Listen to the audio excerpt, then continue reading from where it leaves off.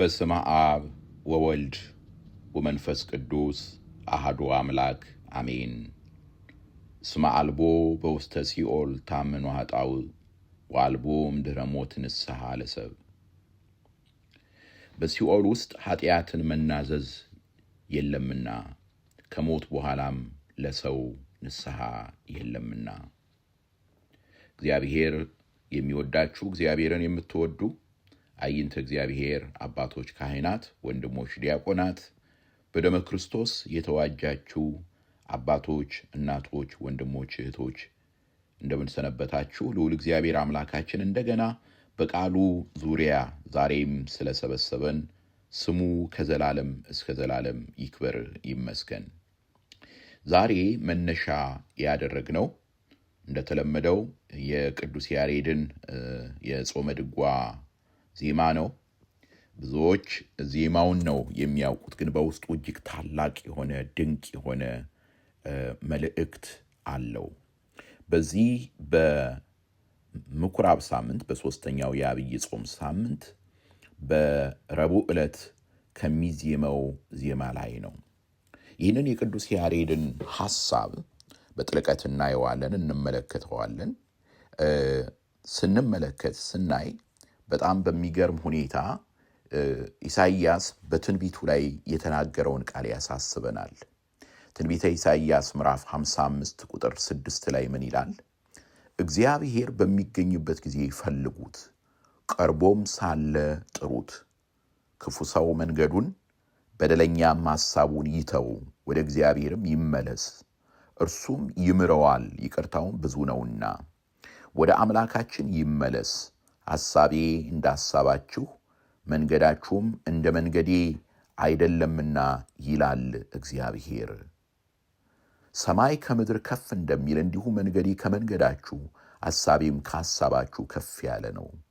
ዝናብና በረዶ ከሰማይ እንደሚወርድ ምድርም እንደሚያረካት ታበቅልና ታፈራም ዘንድ እንደሚያደርግ ዘርንም ለሚዘራ እንጀራንም ለሚበላ እንደሚሰጥ እንጂ ወደ ሰማይ እንደማይመለስ ካፌ የሚወጣ ቃሌ እንዲሁ ይሆናል። የምሻውን ያደርጋል፣ የላኩትንም ይፈጽማል እንጂ ወደ እኔ በከንቱ አይመለስም ይላል። እግዚአብሔር በሚገኝበት ጊዜ ፈልጉት፣ ቀርቦም ሳለ ጥሩት። እግዚአብሔር ምሉእ ነው። እግዚአብሔር ዘላለማዊ ነው። ስለዚህ እሱ የሌለበት ስፍራ፣ እሱ የሌለበት ጊዜ የለም። ታዲያ ምን ማለት ነው ይሄ ካልን ጉዳዩ የኛ ነው። እግዚአብሔር በሚገኝበት ጊዜ ፈልጉት ማለት እኛ እግዚአብሔርን ልናገኘው በምንችልበት ጊዜ ማለት ምን ማለት ነው? የእግዚአብሔር ምሕረት በተዘረጋችበት ወቅት፣ የኛ የመዳን ጊዜ በሆነበት ወቅት እግዚአብሔርን መፈለግ፣ እግዚአብሔርን መጥራት እንዳለብን ይነግረናል። የንስሐ ዕድሜ ለንስሐ የሚባለው ይሄ ነው። በነገራችን ላይ አንዳንድ ሰዎች የሚመስላቸው የንስሐ ዕድሜ ፊውቸርን የሚያሳይ አይደለም፣ አሁንን የሚያሳይ ነው። ማለት የወደፊትን የሚያሳይ አይደለም። ዕድሜ ለንስሐ ማለት ዛሬ ናት። የንስሐ ዕድሜ የሚባለው ዛሬ ነው። ነገር ግን አንድ ቀን ንስሐ የሌለበት ጊዜ ይመጣል። ቅዱስ ያሬድ የሚነግረን ይሄንን ነው። በሲኦል ውስጥ ኃጢአትን መናዘዝ የለም ይላል። ታምኖ ኃጣው ማለት ኃጢአትን አውቆ ተገንዝቦ መጸጸትና ከዚያ መመለስ በሲኦል ውስጥ የለም። ከሞት በኋላም ለሰው ንስሐ የለም። ወአልቦ እምድኅረ ሞት ንስሐ ለሰብ የለም እንዳለ ይሄንን አቡን ተብሎ የሚጠራው ክፍል ላይ ነው ያለው። በዚህ በምኩራብ በነገራችን ላይ ጾመ ድጓን ቅዱስ ያሬድ በየዕለቱ ለ55ቱ ቀን ነው የሰራው። ይቅርታ እስከ ሰሙነ ሕማማት ድረስ ላለው ቀን ነው የሰራው። እስከ ዘመነ ማነው የሆሳዕና ሳምንት መግቢያ ድረስ ማለት ነው፣ ዋዜማ ድረስ ነው የሰራው። እና በዚያ ውስጥ ለእያንዳንዱ ቀን ለእያንዳንዱ ሰዓት አስቀምጧል። እና እዚህ ላይ የምንመለከተው የምናየው በ6 ሰዓት የሚባለው ላይ ነው። እና ምን ይላል? የአባቶቻችን አምላካችን እግዚአብሔር ሆይ አቤቱ እንለምንሃለን እንማልድሃለንም፣ ቁጣህን ከኛ አርቅ፣ ለዘላለምም አትቆጣን። ቁጣህን በልጅ ልጆቻችን ላይ አታስረዝም። አንተ ደካማውን የሥጋ ሕግ ታውቃለህና፣ መንፈስስ ከወጣ አይመለስም። በሲኦል ውስጥ ኃጢአትን መናዘዝ የለምና፣ ከሞት በኋላም ለሰው ንስሐ የለምና። አቤቱ ሕዝብህን ይቅር በላቸው፣ ርስትህን አታጥፋ። እኔንም ባሪያህን ወደ አንተ መልሰኝ፣ ምሕረትህ ብዙ ነውና። ቅዱስ ያሬድ እያለ ያለው ምንድን ነው? ጌታ ሆይ የመዳኔ ቀን ዛሬ ነው። ወደ አንተ የምቀርብበት ጊዜ ዛሬ ነው። ስለዚህ አንተ ተመልከተኝ፣ ዛሬ በምሕረትህ እየኝ፣ ዛሬ በምሕረትህ ተመልከተኝ ብሎ ይህንን ታላቅ የሆነውን የዛሬውን ነገር ይናገራል። ለዘላለም አትቆጣን፣ ቁጣህን በልጅ ልጆቻችን ላይ አታስረዝም። አንተ ደካማውን የሥጋን ሕግ ታውቃለህና። ማለት ድካማችንን ታውቃለህ፣ ድካማችንን ትመለከታለህ፣ ታያለህ። ስለዚህ በሲኦል ኃጢአትን መገንዘብ የለም። ለሰዎች ከሞት በኋላ ንስሐ የላቸውም። የሰውን ድካሙን የምታውቅ ነህ፣ ታያለህ። ስለዚህ ለዘላለም አትቆጣን ይላል። በነገራችን ላይ ይህ ጸሎት ማለት እንግዲህ እግዚአብሔርን በሚገኝበት ጊዜ መፈለግ ማለት ይሄ ነው። ቀርቦ ሳለ መጥራት ማለት ዛሬ ቁጣህን ከኛ መልስ ብሎ ወደ እግዚአብሔር ወደ አምላካችን መለመን ማለት ነው። የእርሱን ምሕረት፣ የእርሱን ቸርነት፣ የእርሱን ይቅርታ መለመን፣ ወደ እርሱ መቅረብ ማለት ነው። ሐዋርያው ቅዱስ ጳውሎስ ለቆሮንቶስ ክርስቲያኖች በጻፈው በሁለተኛ መልእክቱ ላይም ይሄንኑ ይነግረናል። በተወደደ ሰዓት ሰማው፣ በመዳንም ቀን ረዳው ይላል እግዚአብሔር። በተወደደ ሰዓት ሰማው፣ በመዳንም ቀን ረዳው ይላልና እነሆ የተወደደ ሰዓት አሁን ነው፣ እነሆ የመዳን ቀን አሁን ነው ይለናል። ስለዚህ የተወደደችዋ ሰዓት የመዳን ቀን ዛሬ ናት። ስለዚህ ዛሬ ትንሽ የምንነጋገረው ይሄንን ነው። ምክንያቱም ብዙዎቻችን ስለ ክርስትናችን ስናስብ የምናስበው ከሞት በኋላ ስላለው ነገር ነው። ከሞት በኋላ ስላለው ሕይወት ነው። ነገር ግን አሁን ያለውን አሁን ከእግዚአብሔር ጋር በእግዚአብሔር መንግሥት ዛሬ መኖር እንደምንችል፣ በእግዚአብሔር መንግሥት ዛሬ መመላለስ እንደምንችል እግዚአብሔር እንዳዘጋጀልን እንዘነጋለን። የእግዚአብሔር መንግሥት በመካከላችሁ ናት ነው የሚለው። ስለዚህ ወደዚች ወደ እግዚአብሔር መንግሥት ደግሞ መግባት የምንችለው ደግሞ በንስሐ ነው። መንግሥተ ሰማያት ቀርባለችና ንስሐ ግቡ ነው ያለን። መንግሥተ ሰማያት ቀርባለችና ንስሐ ግቡ። ዛሬ የንስሐን ሕይወት ካልኖርን፣ ዛሬ የንስሐን ሕይወት ካልተመላለስን ቅዱስ ያሬድ የተናገረው ቃል ለእኔና ለእናንተ ማስጠንቀቂያ ይሆነናል ማለት ነው። በሲኦል ኃጢአትን መታመን፣ ኃጢአትን መገንዘብ የለም። ለሰዎች ከሞት በኋላ ንስሐ የላቸውም። ስለዚህ ዛሬ ሲምፕል የሆነ ጥያቄ ነው መጠይቃችሁ። የንስሐ ሕይወት አላችሁ ወይ? የንስሐ ሕይወት ኦርቶዶክሳዊ በሆነ መንፈሳዊ ሕይወት ውስጥ የንስሐ ሕይወት ታላቅ ነገር ነው። ንስሐ አልባ የሆነ ክርስትና አይኖርም፣ መሆንም የለበትም። ንስሐ አልባ የሆነ ክርስትና እውነተኛ ክርስትና አይደለም። የንስሐ ሕይወት አብሮት የሚጠቀልለውም አለ። ምንድን ነው እሱ? ቅዱስ ቁርባን ነው። ቅዱስ ቁርባን የሌለው ሕይወት፣ እደግመዋለሁ፣ ይሄንን በደንብ እንድትሰሙ ይፈልጋለሁ። ቅዱስ ቁርባን የሌለው ሕይወት መንፈሳዊ ሕይወት ተብሎ አይጠራም። የሆነ የጎደለው ነገር አለ። የሆነ የጎደለው ስላችሁ ትንሽ ነገር አይደለም፣ ዋና ነገር ከክርስቶስ ጋር ኅብረት እንዲኖረን የሚያደርገውን ዋና ነገር ዘንግተነዋል። ለምን? ምክንያቱም ወደ ቅዱስ ቁርባን እንዳንቀርብ ያደረገን ንስሐ አልባ የሆነ ሕይወት መምራታችን ነው። ስለዚህ ንስሐ የሌለው ሕይወት እየተመላለስን ነው። ወደ ቅዱስ ቁርባንም ደግሞ አልቀረብንም ማለት ነው። ይሄ 911 የሚያስጠራ ኢመርጀንሲ ነው። በመንፈሳዊ ህይወት ማለት ነው። 911 የሚያስጠራ ኢመርጀንሲ ነው።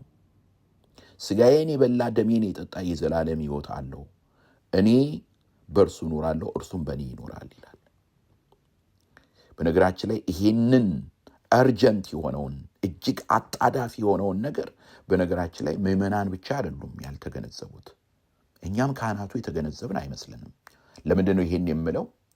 በማህሌቱ የሚለፉ የሚደክሙ ከዓመት እስከ ዓመት ከቅዱስ ቁርባን ርቀው የሚኖሩ በብዛት ነው። ከ70 እስከ 80 ከመቶ የሚሆነው ወደ ቅዱስ ቁርባን የማይቀርብ ነው። ይሄ ወንጀል ነው። እጅግ በጣም ታላቅ ግፍ ነው። ራሱ ካህናቱም ራሳቸው ካልቀደሱ በስተቀር ወደ ሥጋ ወደሙ የማይቀርቡ ብዙዎች ናቸው። ስለዚህ ወደ ቅዱስ ቁርባን የሚቀርቡት ስራ ስለሆነባቸው ነው እንጂ ሕይወት ነው መድኃኒት ነው ብለው አይደለም የሚቀርቡት ማለት ነው። ይሄንን በሐዋርያት ቀኖናም አናገኝም፣ በቤተ ክርስቲያን ታሪክም ላይ አናገኝም። እንዲህ የሚሆን እንደዚህ ያለ ልማድ የለም በአባቶች። እንዲያውም ከሥጋ ወደሙ የተለየ ሕይወት ሊኖር እንደማይገባ ነው አባቶቻችን ደጋግመው ያስተማሩን የነገሩን። ስለዚህ የሥጋ ወደሙ ሕይወት ማለት የንስሐ ሕይወት ማለት ነው። የንስሐ ሕይወት ማለት የሥጋ ወደሙ ሕይወት ማለት ነው።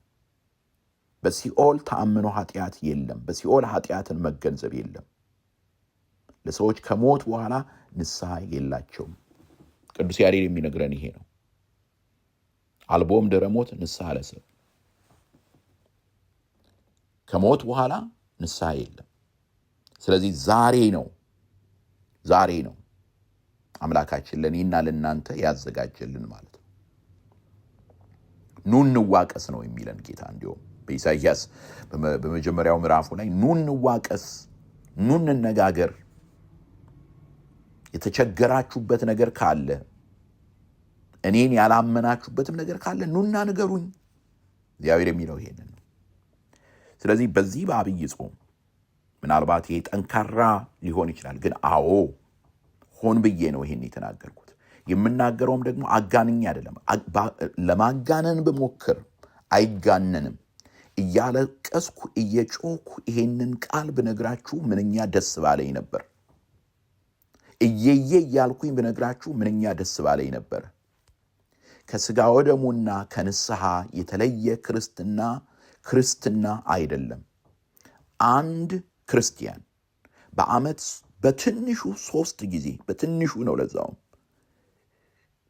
ካልተቀበለ፣ በዓመት 3 በትንሹ ነው ምላችሁ ካልተቀበለ፣ እንዲያውም ይቅርታ ማለት በተከታታይ 3 ጊዜ ካልተቀበለ ነው፣ በዓመት አይደለም።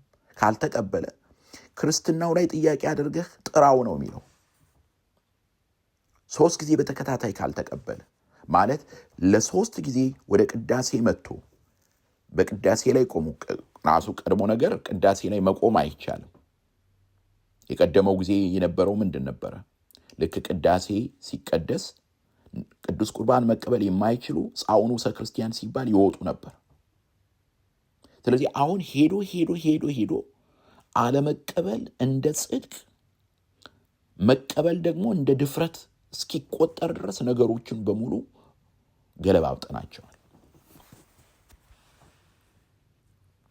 ለሰዎች ከሞት በኋላ ንስሐ የላቸውም። ለሰዎች ከሞት በኋላ ንስሐ የላቸውም። የቆመ ወገኔ የቆመ ዘመዴ ንስሐ ይገባልኛል እንዳንል እኛንን የምንጠየቀው። ስለዚህ በዚህ በአብይ ጾም ውሳኔ መወሰን ይኖርብናል። ምንድነው ማድረግ ያለብን? ፕራክቲካል የሆነ ነገር ነው የምነግራችሁ። አንደኛ እግዚአብሔር ሆይ ምራኝ በሉት። ይቅር በለኝ፣ የንስሐ ሕይወት ስጠኝ፣ ቤቴን አስተካክልልኝ። ምክርም የሚያስፈልገው ነገር ሊኖር ይችላል። ስለዚህ ምንድነው ማድረግ ያለብን? እግዚአብሔር ያመልክታችሁ፣ እግዚአብሔር ይምራችሁ። አንድ መምህረ ንስሐ ያዙ፣ አንድ ካህን ያዙ። ከእርሱ ጋር ቁጭ በሉ፣ አብራችሁ ጸልዩ። ይምራችሁ፣ ይምከራችሁ። የካህኑን ቃል ስሙት። የካህኑን ቃል ስሙ። በፈቃደ ካህን በምክረ ካህን መሄድን ገንዘብ አድርጉ። የሚላችሁን አድርጉ። ለእግዚአብሔር ሕይወታችሁን በመስጠታችሁ የምታጡት ምንም ነገር የለም። ምንም ነገር የለም። ይሄ በዘልማድ የምትሰሙት የሰይጣን ቃል ነው። ቅዱስ ቁርባን ከተቀበልክ ትጠፋለህ፣ ቅዱስ ቁርባን ከተቀበልክ ትቀሰፋለህ፣ ቅዱስ ቁርባን፣ ይሄ ሰይጣን ነው የሚነግራችሁ። ቤተክርስቲያን ይሄንን አታስተምርም። ቤተክርስቲያን የምታስተምረው ምን እንደሆነ ልንገራችሁ። በጊዜ ቅዳሴ ቅዱስ ቁርባን ሳይቀበል የሚሄድ ሰው ይሰደድም ቤተክርስቲያን ነው የሚለው። ከቤተክርስቲያን ይሰደድ፣ ከቤተክርስቲያን አንድነት ይለይ። ይሄ በዜማ በየጊዜው የምንለው ነው። ምእመናን ንስሐ ማለት ቅዱስ ቁርባን ማትቀበሉ ቅዳሴ ላይ ሁልጊዜ እንዳወገዝናችሁ ነው። ይሄን እንድትሰሙኝ። ቅዳሴ ላይ ሁልጊዜ እንዳወገዝናችሁ ነው። በዜማ ነው እያወገዝናችሁ ያለ ነው። ለሰዎች ከሞት በኋላ ንስሐ የላቸውም። የንስሐ ጊዜ ዛሬ ነው።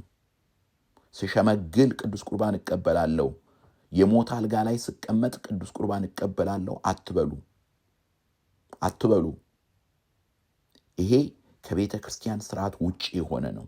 በእግዚአብሔር ቃል ላይ ማመጽ ነው። ንስሐ ግቡ። የቤተ ክርስቲያንን ትምህርት ነው መነግራችሁ። ይሄ ንስሐ ግቡ።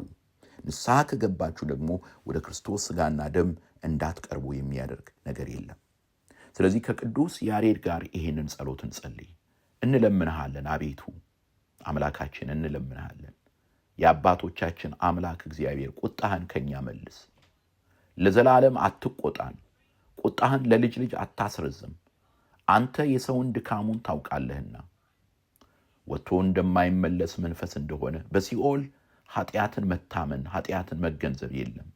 ለሰዎች ከሞት በኋላ ንስሐ የላቸውምና አቤቱ ሕዝብህን ይቅር በል፣ ርስትህን አታጥፋ፣ እኔንም ባሪያህን ወደ አንተ መልሰኝ፣ ምሕረትህ ብዙ ነውና። እግዚአብሔር አምላክ በእውነት በምሕረቱ በቸርነቱ እንዲመለከተን እንዲያየን ይቅርታውን ምሕረቱን ለእኛ እንዲያደርግልን ቅዱስ ፈቃዱ ይሁንልን። ያስተማረን የመከረን የአባቶቻችን አምላክ ስሙ ከዘላለም እስከ ዘላለም ይክበር ይመስገን፣ አሜን። ስለዚህ ዛሬ በዚህ ትምህርት መጨረሻ ላይ ይህን ጥያቄ ጠይቃችኋለሁ። ወደ ቅዱስ ቁርባን ቀርባችኋል ወይ? አዎ ቀርቤያለሁ፣ ወይም ደግሞ አልቀርብም። የማትቀርቡ ከሆነ የማትቀርቡት ለምንድን ነው?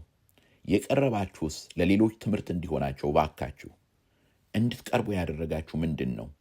ባህሉ አልጎተታችሁም ወይ? ሰዎችስ እንዳትቀርቡ አልከለከሏችሁም ወይ? ለምንድን ነው የቀረባችሁ? አስተያየት መስጫው ላይ ይህን አስተያየት እንድትሰጡ በእግዚአብሔር ስም እጠይቃችኋለሁ።